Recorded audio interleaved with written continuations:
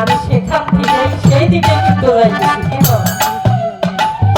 যে আমি আসলে হইলাম নকল, আমার শাড়ি ওনার বন্ধে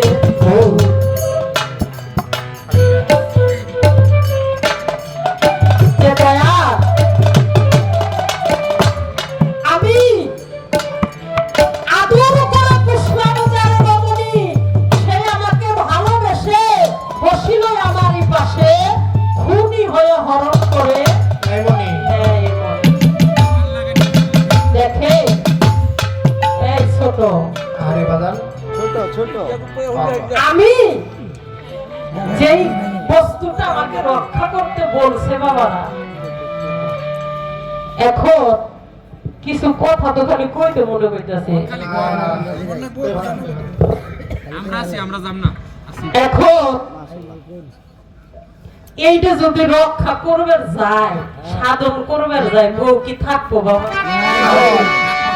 হ্যাঁ, তাহলে বউ যে থাকবো, বউ যাতে থাকে এর একটা ব্যবস্থা, এর একটা সাধন বজায় দিলি বউটা কি থাকবো?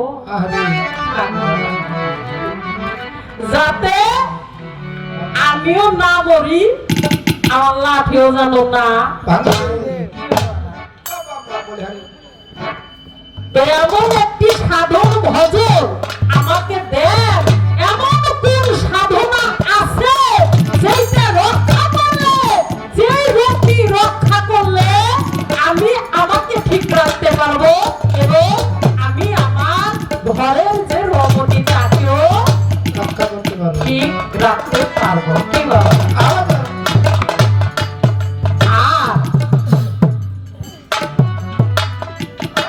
আমি একটি কথা আছে, আমি চেয়ারম্যান হইতে পারি না, আমি চেয়ারম্যানের বাপ হইছি।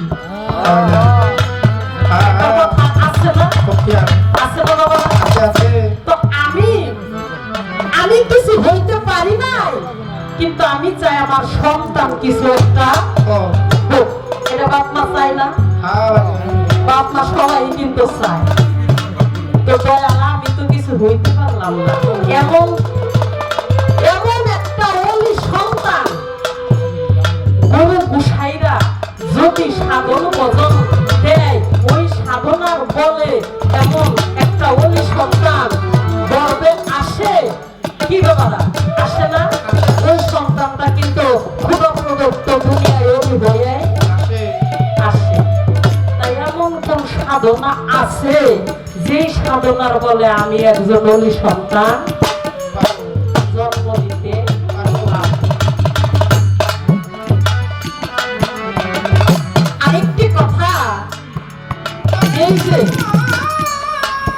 মায়ের কাছে এসে হলাম মাতৃঋণ, মায়ের কুলে স্থান নিয়ে ঋণ হইলাম মায়ের দুধ গো খাইয়া, সেই ঋণেতে ভাবতে আসছিলাম।